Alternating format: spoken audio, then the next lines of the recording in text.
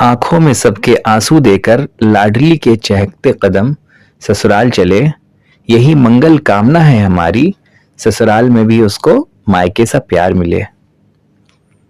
कौन किसका रकीब होता है, कौन किसका हबीब होता है, हो जाते हैं रिश्ते वहीं जहां जिसका नसीब होता है।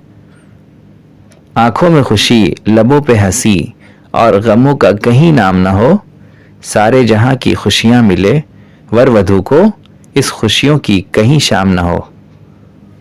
दिलों का ऐसा संगम होगा, दो धागा एक बंधन होगा, श्री गणेश होंगे साक्षी जब अभिषेक संग अंशु का मिलन होगा।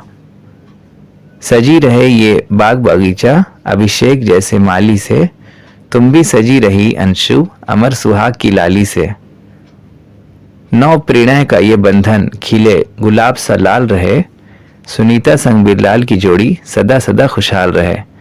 दोस्तों, वीडियो कैसा लगा आपको? अगर वीडियो अच्छा लगा तो लाइक कीजिए, शेयर कीजिए और चैनल को सब्सक्राइब करके साथ ही बेल आइकन को दबाना ना भूलें।